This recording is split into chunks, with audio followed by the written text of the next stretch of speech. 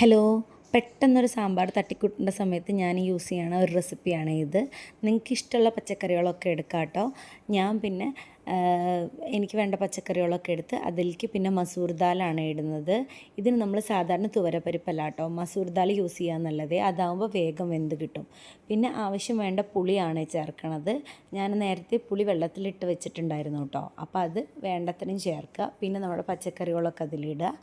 പിന്നെ നമുക്ക് ആവശ്യമുള്ള പൊടികളാണ് ഇടേണ്ടത്. ഞാനിവിടെ മഞ്ഞൾപ്പൊടി, പിന്നെ മല്ലിപ്പൊടി, മുളക് പൊടി, സാമ്പാർ പൊടി ഇതൊക്കെയാണ് ഇടുന്നത്. ഇതിൻ്റെ അളവ് ഞാനിങ്ങനെ സ്പെസിഫിക് ആയിട്ട് പറയുന്നില്ല, അതൊക്കെ നിങ്ങൾക്കൊരു കണക്കുണ്ടാവുമല്ലോ, ഓരോരുത്തരും ഓരോ പോലെയല്ലേ ഇടുക. എനിക്ക് മെയിൻലി സ്പൂണിനേക്കാളും ഞാനിങ്ങനെ അടപ്പിൽ എനിക്കൊരു അളവ് നോക്കിയിട്ട് ഇടുക ചെയ്യുക. സാമ്പാർ പൊടി ഞാനൊന്ന് സ്മെല്ല് ചെയ്ത് നോക്കി, ഇതുപോലെ പല പല മസാലകളോട് ഇരിക്കുന്നുണ്ട്. അപ്പോൾ സാമ്പാർ പൊടിയൊക്കെ ഇട്ടു. പിന്നെ ഞാൻ ചേർക്കാറുള്ള മെയിൻ ഒരു സാധനമാണ് കായം. കായത്തിൻ്റെ പൊടി എൻ്റെ അടുത്തുണ്ട്, കായവും എൻ്റെ അടുത്തുണ്ട്. ഞാൻ കൂടുതലും കായമാണ് കേട്ടോ ഇടാറ്. ഒറിജിനൽ കായം തന്നെ ഇടാറ്. എനിക്ക് അതിൻ്റെ ഫ്ലേവറാണ് ഒന്നും കൂടി ഇഷ്ടമാവാറ്. പിന്നെ ആവശ്യത്തിനുള്ള ഉപ്പ് ഇടാം കേട്ടോ. ഇതെല്ലാം നിങ്ങളുടെ ഒരു കണക്ക് വെച്ച് നിങ്ങൾക്ക് ഇടാം. എന്നിട്ട് പിന്നെ ഞാൻ എല്ലാം മിക്സ് ചെയ്യണത്. ഫുള്ളൊന്ന് മിക്സ് ചെയ്ത് ഒന്ന് സെറ്റാക്കി വയ്ക്കാം.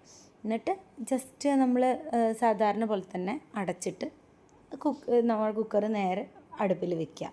ഞാനൊരു 4 വിസിലാണ് കേട്ടോ അടിക്കുക.